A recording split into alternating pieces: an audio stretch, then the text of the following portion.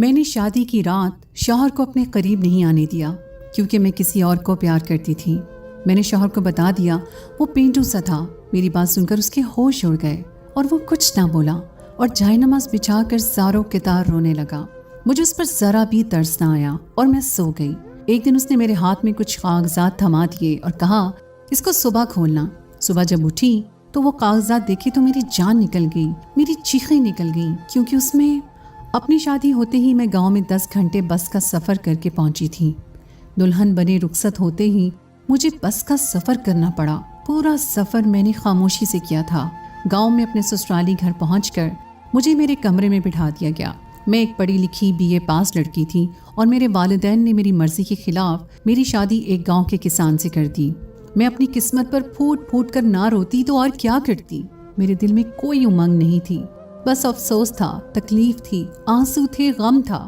جب میرا شوہر غلام محمد میرے کمرے میں آیا تو میرے چہرے پر حد درجہ ناگواری سی چھا گئی تھی۔ میں نے اس پر ایک اچٹتی نظر ڈال کر ہٹا لی۔ سفید شلوار قمیض پہنے، اس پر بڑی بڑی مونچھیں، بالکل پینڈو سا لگ رہا تھا۔ مسکرانے سے اس کی بتیسی پوری نظر آ رہی تھی۔ میرے پاس آ کر بیٹھ گیا، کچھ دیر مجھے بڑی محویت سے دیکھنے لگا۔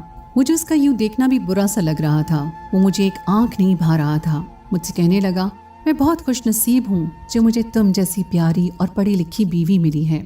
میں نے اس کی بات سن کر ایک تیکھی نظر اس پر ڈالی اور کہا، اور میں بہت بدقسمت ہوں جو مجھے ایک جاہل، گوار اور پینڈو شوہر ملا ہے۔ میری بات سن کر اس کے چہرے کی رنگت بدل گئی تھی۔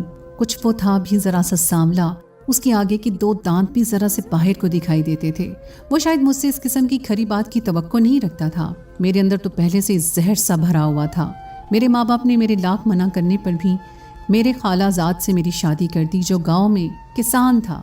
والدین کا کہنا تھا کہ لڑکا شریف اور نیک ہے، کماتا بھی اچھا ہے، تم خوش رہو گی۔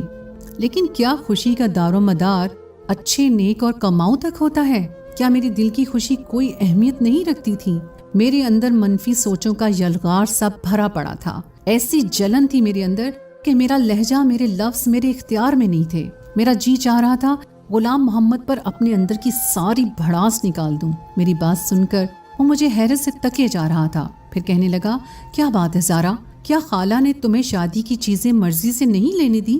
اسے لگا کہ جیسے بچپن میں میری والدہ مجھے میری پسند سے چیزیں لینے کے بجائے مجھ پر اپنی پسند مسلط کرتی تھیں اور میں بعد میں اپنا غبار سب کے ساتھ نکالتی تھی۔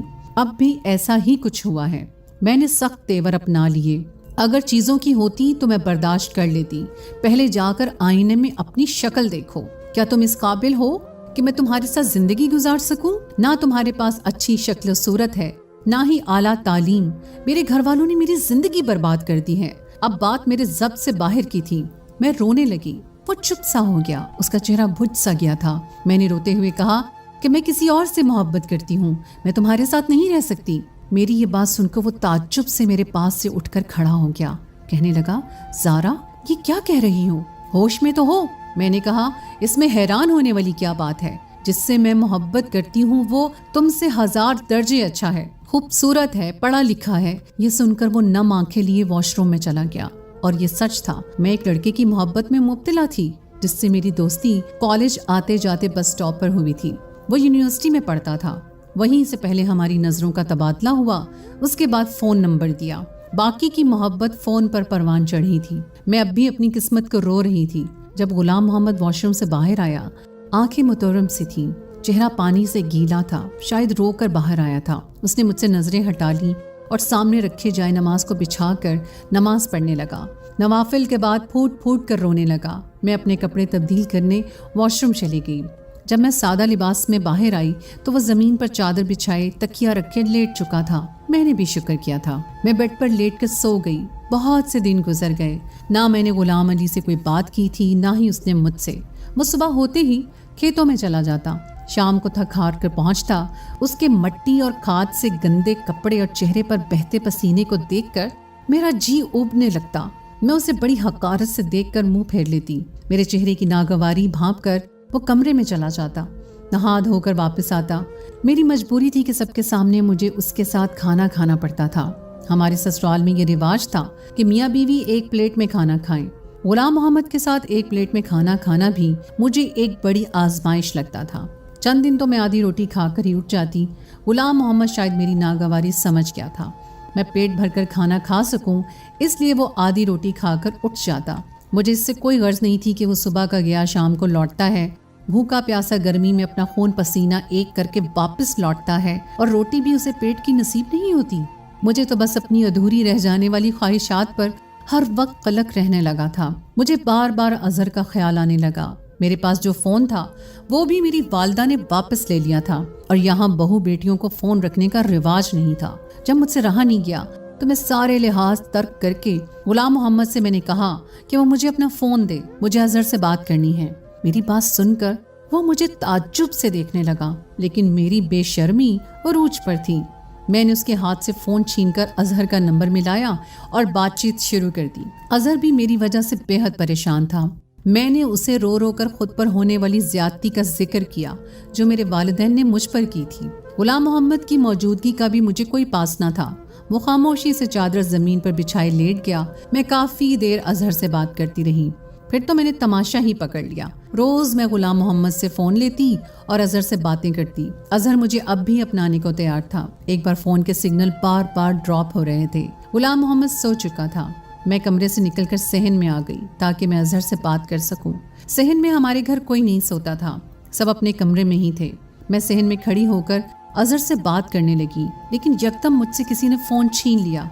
मैंने बरजस्ता देखा तो मेरा देवर मुझे गुस्से से देख रहा था। कहने लगा, बेशरम औरत, तुमने क्या गैरत बेच खाई है? शौहर के होते हुए यार पाल रखे हैं। न जाने वो कब से मेरी बातें सुन रहा था। वो जिस कदर बुलंद लहजे में बोल रहा था, आहिस्ता आहिस्ता सब लोग सहन में जमा हो चुके थे। गुलाम मोहम्मद भी आंखें मलता हुआ सहन में आ गया। क्या बात है, तुमने क्या शोर मचा रखा है? गुलाम मोहम्मद ने मेरे देवर को सख्त लहजे में कहा। मेरे देवर ने सबके सामने मेरी पोल खोल दी। सभी मुझे देखकर हैरान थे। मुझे लगा अब तो मुझे घर से निकाल ही देंगे। अच्छा है, मैं वापस अपने घर लौट जाऊंगी और फिर अजहर से शादी कर लूंगी। लेकिन गुलाम मोहम्मद ने सबके सामने मेरे देवर को झूठा कर दिया। कहने लगा, मुझे अपनी बीवी के किरदार पर भरोसा है। वो अपनी किसी सहेली से बात करती है और मेरी इजाजत से करती है। खबरदार जो किसी ने मेरी बीवी पर शक किया या उसके पाकीज़ा किरदार पर उंगली भी उठाई तो। चंद जुमलों में ही सबको वो समझा चुका था। बात वहीं खत्म हो गई, लेकिन मुझे इस पर और भी गुस्सा आने लगा। मैं कमरे में आकर उससे झगड़ने लगी। मैंने कहा, तुम होती कौन हो मेरे बारे में ये कहने वाले? अच्छा खासा मेरा रास्ता साफ हो रहा था। तुम अपने भाई की बात पर एतबार करके मुझ पर इल्जाम लगाकर मुझे निकाल सकते थे। तुम जानते हो कि मैं किससे बात करती हूँ। मैं यहाँ से वापस चली जाती। मेरे माँ बाप को मजबूरन मेरी शादी अजहर से करवानी पड़ती, लेकिन तुम्हारी इन बातों ने मेरी राहें बंद कर दी। तुम मेरा पीछा छोड़ क्यों नहीं देते? मेरी बात उसने खामोशी से सुनी। मैं गुस्से से उसे कह रही थी। वो कहने लगा कि अगर तुम मेरे साथ नहीं रहना चाहती तब भी मैं तुम्हारे किरदार पर गलत बात बर्दाश्त नहीं कर सकता। तुम्हारी और तुम्हारे माँ बाप की इज्जत मेरी इज्जत है। मैं सारे इल्जाम खुद पर लेकर तुम्हें छोड़ दूंगा ताकि तुम पर कोई उंगली ना उठा सके। 2-3 दिन में तुम्हें खुद शहर लेकर जाऊंगा। अगर वो लड़का तुम्हें इज्जत से अपनाने को तैयार है, मैं खुद पर इल्जाम लेकर तुम्हें खाला के घर छोड़ दूंगा और बाद में तलाक भी भिजवा दूंगा। गुलाम मोहम्मद की बात सुनकर पहली बार मैं लाजवाब हुई थी। वो कम तालीम याफ्ता था, अनपढ़ था, बिल्कुल अंगूठा छाप था, लेकिन इज्जत गैरत का मतलब अच्छी तरह से जानता था। न जाने क्यों मेरे दिल में उसके लिए जज्बात कुछ बदलने लगे थे, लेकिन मैंने अपने आप को झटका और अजहर को सारी बात बता दी। वो तो सुनकर खुश हो गया। कहने लगा, तुम शहर में आ जाओ और अपने कजन से तलाक ले लो। हम पहले कोर्ट मैरिज करेंगे, तुम मेरे पास ही रहना। बाद में तुम्हारे माँ बाप हमें अपनाने के लिए मजबूर हो जाएंगे। मैंने हामी भर ली। चंद दिन बाद ही मैं गुलाम मोहम्मद के साथ चली गई। अजहर के बताए हुए पते पर पहुंचकर मैंने गुलाम मोहम्मद से कहा कि अब तुम जाओ, मुझे तलाक भी दे दो। उसके बाद तुम्हारा मुझसे कोई वास्ता नहीं। मैं अजहर से निकाह कर लूंगी। वो कहने लगा, मैं तुम्हारे लिए तलाक के गलीज लफ्जों को मुंह पर नहीं बोल सकता। मेरा ज़मीर इस बात की इजाज़त नहीं देता। हाँ, मैं कागजी कार्रवाई कर दूंगा। कल तक इसी पते में तुम्हें तलाक भी दूंगा। ये कहकर वो चला गया। मैंने दरवाज़ा खटखटाया। दरवाज़ा अजहर ने ही खोला था। मुझे देखकर मुस्कुराने लगा। मैं घर दाखिल हो गई, लेकिन घर में उसके घर वाले नजर नहीं आ रहे थे। हालांकि वो मुझसे कह रहा था वो मेरे बारे में सब कुछ अपने घर वालों को बता चुका है। मैंने खाली सहन देखकर पूछा कि तुम्हारे घर वाले कहाँ हैं? कहने लगा, अंदर आओ, बताता हूँ। मैं उसकी हमराही में ही अंदर कमरे तक गई। कमरे में 2 मर्द और मौजूद थे। मुझे देखकर कमीनगी सी हंसी हंसने लगे। उनमें से एक ने कहा, माल तो अच्छा है, اس کی قیمت میں تمہیں 3 لاکھ دوں گا۔ یہ سن کر تو میرے ہوش اڑ گئے۔ اظہر میری سودے بازی کر رہا تھا۔ میں تو چکر کھا کر رہ گئی۔ اس سے پہلے کہ وہ مجھے کمرے کے اندر دھکیل کر کمرہ بند کرتا، میں نے بر وقت اپنا دماغ چلایا اور اظہر کو دھکا دے کر بھاگ کر مین گیٹ سے باہر نکل گئی۔ وہ تینوں میرا پیچھا کرنے لگے۔ غلام محمد ابھی اتنی دور نہیں گیا تھا۔ اسے دیکھ کر میں اسے پکارنے لگی۔ اس نے پلٹ کر مجھے دیکھا۔ میں بھاگتے ہوئے اس کے پاس پہنچی تھی۔ میرے پیچھے اس وقت 3 مرد بھاگ رہے تھے۔ رات کا اندھیرا چھا گیا تھا۔ وہ جگہ بھی سنسان تھی جہاں اظہر نے ہمیں بلایا تھا۔ میں ڈری سہمی غلام محمد کے پیچھے جا چھپی۔ وہ تینوں مرد ہم تک پہنچ گئے تھے۔ غلام محمد سے کہنے لگے، اس لڑکی کو ہمارے حوالے کر دو ورنہ تمہیں جان سے مار دیں گے۔ اس نے جواب دینے کے بجائے انہیں مارنا شروع کر دیا۔ بدلے میں وہ لوگ بھی غلام محمد کو مارنے لگے۔ ایک شور سا مچ گیا۔ کچھ دیر میں لوگوں کا ہجوم سا لگ گیا۔ خدا کی کرنی یہ ہوئی کہ وہاں سے پولیس موبائل گزر رہی تھی۔ پولیس کو دیکھ کر وہ لوگ بھاگنے کی کوشش کرنے لگے لیکن پکڑے جا چکے تھے۔ پولیس کب سے ان کی تلاش میں تھی۔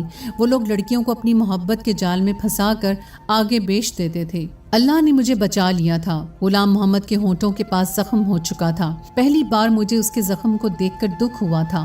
وہ مجھے خاموشی سے بس اسٹاپ تک لے گیا۔ میں اس کے سامنے نظریں اٹھانے کے قابل نہیں رہی تھی۔ وہ ان پڑھ ہو کر بھی باز ظرف نکلا تھا۔ مجھے اپنا آپ اس کے سامنے چھوٹا سا لگنے لگا۔ وہ مجھ سے پوچھنے لگا کہ زارا کہاں جانا چاہتی ہو؟ اپنے والدین کے پاس؟ میں نے کہا مجھے آپ کے ساتھ جانا ہے۔ میری بات سن کر اس نے مجھے بڑی حیرت سے دیکھا تھا۔ میں اس کے ظرف کے سامنے ریزہ ریزہ سی ہو کر رہ گئی تھی۔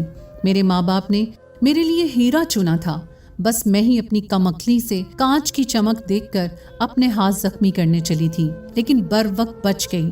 غلام محمد نے مجھ سے دوسرا کوئی سوال نہیں پوچھا اور مجھے گاؤں لے گیا۔ میں نے غلام محمد کا زخم دیکھ کر فکر مندی سے پوچھا کہ غلام محمد تمہیں ہوا کیا ہے؟ وہ کہنے لگا بس سے اترتے ہوئے گر گیا تھا، اس لیے چوٹ لگ گئی۔ میں اپنے اندر بہت شرمندہ سی ہو کر رہ گئی تھی۔ میں نے اپنے شوہر کا بظاہر دیکھ کر اسے کیا کچھ نہیں سنایا تھا، لیکن اس نے میرے ساتھ اب تک بھلائی ہی کی تھی۔ 2 دن تو میں اسے نظر نہیں ملا پائی، اپنے اندر خود کو لعنت ملامت کرتی رہی۔ وہ اب بھی آدھی روٹی کھا کر میرے پاس سے اٹھنے لگا تو میں نے اسے روک لیا۔ میں نے کہا آپ کھانا ٹھیک سے کیوں نہیں کھاتے؟ روز آدھی روٹی کھا کر اٹھ جاتے ہو۔ میری بات پر غلام محمد نے مجھے حیرت سے دیکھا تھا، پھر اٹھ کر نہیں گیا، چپ چاپ کھانا کھانے لگا۔ اب میں خیال رکھنے لگی تھی، اندر سے تو میں ٹوٹ چکی تھی، اس لیے اپنے شوہر کے سامنے جھک کر اپنی غلطی کا اعتراف کرنا مجھے مشکل لگ رہا تھا۔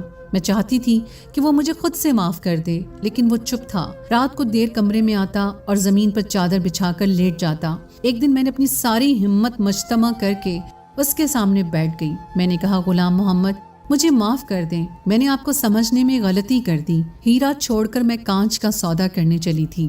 میں روتے ہوئے اپنی غلطی کا اعتراف کر رہی تھی، لیکن وہ اب بھی خاموش تھا، کچھ نہیں بولا، نہ ہی مجھے چپ کروایا۔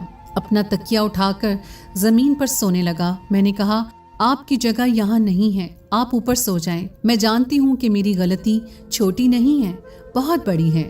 میں نے آپ کا بہت دل دکھایا ہے، لیکن آپ نے ابھی تک اپنا اعلیٰ ظرف ہی مجھے دکھایا ہے۔ ہو سکے تو مجھے معاف کر دینا۔ مجھے لگا اب وہ ضرور میری کوتاہی کو معاف کر کے مجھے سینے سے لگا لے گا، لیکن وہ نہ جانے کیوں مجھے ٹکٹکی باندھے دیکھ رہا تھا۔ اس کی چپ مجھ سے صحیح نہیں جا رہی تھی۔ میں نے کہا غلام محمد کچھ تو کہیں، آپ چپ کیوں ہیں؟ مجھے ڈانٹ لیں، اپنا غصہ مجھ پر نکال لیں، مجھے معاف کر دیں۔ میں اس کی منت سماجت پر اتر آئی تھی، لیکن اس کی چپ ہنوز تھی، وہ نہیں ٹوٹی۔ ہماری شادی کو 6 ماہ بیت گئے تھے۔ شادی کے بعد جو چپ کا قفل غلام محمد نے اپنے ہونٹوں پر لگایا، وہ میری منت سماجت اور رونا دھونا بھی نہ کھول سکا۔ وہ مجھے خالی آنکھوں سے دیکھ رہا تھا، چپ چاپ لیٹ گیا۔ صبح چند کاغذات میرے ہاتھ میں تھما دیے، مجھ پر تو گویا آسمان گر پڑا تھا۔ میں تڑپ تڑپ کر رونے لگی، کہنے لگی غلام محمد مجھے طلاق مت دو۔ میں اس کے سامنے رونے بلکنے لگی، کہنے لگا تم پڑھی لکھی ہو، اسے پڑھ کر سائن کر دینا۔ یہ کہہ کر کمرے سے باہر نکل گیا۔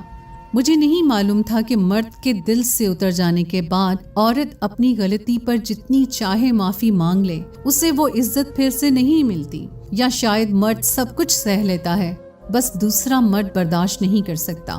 میں وہ کاغذات کو ہاتھ میں لے کر پھوٹ پھوٹ کر روتی رہی۔ میری اتنی ہمت نہ ہوئی وہ کاغذ پڑھوں۔ میں نے سوچ لیا تھا کہ رات کو غلام محمد کے پاؤں پڑھ کر معافی مانگ لوں گی، لیکن طلاق نہیں لوں گی۔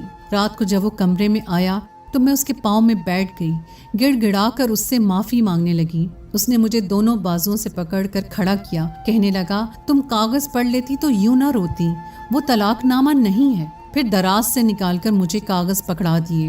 میں نے آنسو پہنچ کر جب کاغذ دیکھے تو وہ زمین کے کاغذات تھے جہاں وہ ہل چلاتا تھا۔ اپنے حصے کی ساری زمین وہ میرے نام کر رہا تھا۔ میں نے حیرت بھری نظروں سے دیکھا کہ وہ اپنا سب کچھ مجھے کیوں سونپ رہا ہے۔ میں نے کہا غلام محمد یہ سب میرے نام کیوں کر رہے ہیں؟ کہنے لگا اس لیے کہ تم میری بیوی ہو، میں کل شہر جا رہا ہوں، کچھ دن کے بعد لوٹوں گا۔ غلام محمد نے میرے لاکھ منع کرنے پر مجھے سائن کروا لیے۔ اگلے روز وہ شہر چلا گیا۔ 4 دن میں نے بڑی بے صبری سے اس کا انتظار کیا تھا۔ وہ واپس تو آیا لیکن گھر میں کوحرام سمجھ گیا تھا۔ شہر سے غلام محمد کی میت گاؤں آئی تھی۔ میری تو دنیا ہی اجڑ گئی تھی۔ اس کا ایک شہری دوست اس کی میت لے کر آیا تھا۔ اسی نے بتایا کہ پچھلے 2 ماہ پہلے ہی غلام محمد کو معلوم ہوا کہ اسے کینسر ہے، وہ زیادہ دن نہیں بچ سکے گا۔ نہ جانے پچھلے 6 ماہ سے کون سا عمل اسے کھائے جا رہا تھا جس کا نتیجہ اس کی جان ہی لے گیا۔ مجھ پر تو غشی کے دورے پڑنے لگے تھے۔ 2 دن بعد میں نے کچھ ہوش سنبھالا تو ایک خط مجھے میری ساس نے دیا۔ کہنے لگی زارا یہ غلام محمد کے دوست نے دیا ہے، کہہ رہا تھا غلام محمد نے تمہارے نام بھیجا ہے۔ یہ سن کر مجھے حیرت کا جھٹکا لگا تھا۔ میں نے اپنی ساس سے کہا کہ خالہ غلام محمد تو ان پڑھ تھا، پھر خط کیسے لکھا؟ اس نے کہا اس پر خالہ نے مجھے تعجب سے دیکھا اور کہا تمہیں کس نے کہا کہ غلام محمد ان پڑھ تھا؟ اس نے 10 جماعتیں گاؤں کے اسکول سے پاس کی تھیں اور 14 جماعتیں پرائیویٹ پڑھی تھیں، ساتھ ہی ساتھ اپنے باپ کا بازو بھی بنا رہا۔ میں تو سن کر دنگ رہ گئی تھی۔ میں شادی سے پہلے کبھی گاؤں نہیں آئی تھی، مجھے لگا خالہ کے سب بچے ان پڑھ ہی ہوں گے۔ خالہ کہنے لگی تمہیں غلام محمد بچپن سے چاہتا تھا، کہتا تھا اماں زارا تعلیم حاصل کر رہی ہے اس لیے مجھے بھی آگے پڑھنا ہے، کل کو جب وہ میری بیوی بنے تو اسے لوگوں کے سامنے یہ شرمندگی نہ اٹھانی پڑے کہ اس کا شوہر ان پڑھ ہے، جاہل ہے اور گوار ہے۔ مجھ پر یہ انکشافات کسی ہتھوڑے کی طرح سے لگ رہے تھے۔ آج تک مجھے غلام محمد نے یہ نہیں بتایا تھا کہ وہ بھی پڑھا لکھا ہے۔ میں نے وہ خط لیا اور کھول کر پڑھنے لگی۔ زارا میں نے آج تک تمہیں نہیں بتایا کہ میں تعلیم یافتہ ہوں، کیونکہ تعلیم حاصل کرنا ہر شہری کا حق ہے اور ضروری بھی۔ پھر ان باتوں کو سب کے سامنے جتایا جائے کوئی ضروری تو نہیں ہوتا۔ میں نے جب سے ہوش سنبھالی اپنی ماں کو یہی کہتے سنا کہ وہ تمہیں اپنی بہو بنانا چاہتی ہیں، اس لیے میرے دل میں تمہاری محبت کی کونپل بچپن سے ہی پھوٹنے لگی تھی۔ جیسے جیسے میری عمر بڑھتی رہی میری محبت بھی پروان چڑھتی رہی۔ کب میری محبت ایک تناور درخت کی طرح میرے وجود میں اپنی جڑیں پکڑ چکی تھی مجھے اندازہ ہی نہیں ہوا۔ مجھے جب بھی اماں یہ کہتی زارا پڑھ رہی ہے تو مجھے بھی پڑھائی کا شوق ہونے لگا۔ جب وہ یہ کہتی زارا کو کھانے میں یہ پسند ہے، مجھے وہی چیز کھانے میں اچھی لگنے لگی۔ میں شاید غلطی سے تم سے عشق کر بیٹھا تھا زارا، اس لیے شادی کی رات تمہارے منہ سے سب باتیں سن کر مجھ سے برداشت ہی نہیں ہوا۔ میں نے آج تک کبھی آنسو نہیں بہائے تھے، رونا تو بہت دور کی بات ہے، ہر حالات کا ڈٹ کر مقابلہ کیا تھا، لیکن اس دن تو میں ٹوٹ کر ہی رہ گیا تھا۔ مرد سب کچھ سہ سکتا ہے، لیکن اگر لڑکی شادی کی پہلی رات یہ کہہ دے کہ وہ شوہر کے بجائے کسی اور سے محبت کرتی ہے تو شوہر کا مان اعتبار چکنا چور ہو جاتا ہے۔ میں بھی ٹوٹ چکا تھا، پھر میں نے تم سے محبت بھی بہت ٹوٹ کر کی تھی، اس لیے جب تم میرے سامنے اپنے عاشق سے باتیں کرتی، ایسی باتیں جن پر شوہر ہونے کے ناطے میرا حق تھا، تو میرا دل خون کے آنسو روتا تھا۔ کب یہ غم مجھے کینسر میں مبتلا کر گیا مجھے پتہ نہ چل سکا۔ میں نے اپنی ساری جمع پونجی تمہارے نام کر دی کہ کہیں میرے مرنے کے بعد تمہارے ساتھ کوئی حق تلفی نہ کر سکے۔ تم آزاد ہو زارا، پوری عزت کے ساتھ تمہیں کوئی بھی اپنا سکتا ہے۔ میری محبت شاید میرا مسئلہ تھی، اس لیے قبر تک میرے ساتھ جائے گی۔ خط پڑھتے ہوئے میں زاروں کے تار رو رہی تھی۔ یہ میں نے کیا کر دیا، کیوں کر دیا؟ میں نے سوچا سمجھا کیوں نہیں؟ میری بے اتنائی نے میرے شوہر کی جان لے لی۔ میں دھاڑے مار مار کر رونے لگی۔ میری ساس مجھے دیکھ کر گھبرا سی گئی، کہنے لگی زارا ایسا کیا لکھ دیا تھا اس نے؟ میں کیا جواب دیتی، کیا کہتی کہ میں نے کیا کھو دیا ہے؟ مجھے عقل تب آئی جب میں خالی اور تہہ دامن رہ گئی تھی۔ میں روتے ہوئے خود کلام تھی، کاش غلام محمد تمہاری جگہ میں مر جاتی۔ غلام محمد تم نے مجھ جیسی خود غرض سے کیوں محبت کر لی؟ کاش کہ تم زندہ رہتے، تمہارے بدلے میں مر جاتی۔ میرے آنسو نہیں رک رہے تھے، میں ہذیانی کی کیفیت سے گزر رہی تھی۔ ایک وفا غلام محمد مجھ سے نبھا کر मनो मट्टी तले जा चुका था और एक मोहब्बत निभाने का मैंने अहद कर लिया था। आज मेरी उम्र 50 साल हो चुकी है और मैं अब भी गुलाम मोहम्मद की बेवा हूँ। मैंने अपने शौहर से मोहब्बत उसके मरने के बाद की थी, जो इस उम्र में पहुंचकर एक तनावर दरख्त की शक्ल इख्तियार कर चुकी है। उसकी मोहब्बत की जड़ें मुझे अंदर मजबूती से जड़ें पकड़ चुकी हैं। मैं बीमार रहने लगी हूँ। मुझे अब भी यही लगता है गुलाम मोहम्मद को मरे हुए बस चंद घंटे ही हुए हैं। अभी मैंने उसका खत पढ़कर रखा है। मेरे लिए मेरे अंदर की दुनिया थक सी गई है। मेरा जख्म आज भी हरा है। मेरे दुख में कभी कमी नहीं आ सकी। मेरी उन लड़कियों से गुजारिश है जो अपनी आला तालीम को सर पर सवार कर लेती हैं और अपने कम तालीम याफ्ता शौहर को हकारत से देखती हैं कि खुदारा अपने शौहर की कदर करें। जितना मुखलिस वो आपसे है, कोई सड़क छाप आशिक नहीं हो सकता। जो शख्स आपको इज्जत से बयाने के बजाय कोर्ट मैरिज का मशवरा दे, वो आपको बेच खाएगा। काश कि ये बात मैंने पहली समझी होती तो शायद गुलाम मोहम्मद आज भी जिंदा होता। तो दोस्तों, ये थी हमारी आज की कहानी। उम्मीद है आपको आज की कहानी पसंद आई होगी। कहानी अच्छी लगे तो उसे लाइक ज़रूर कीजिए, दोस्तों के साथ शेयर कीजिए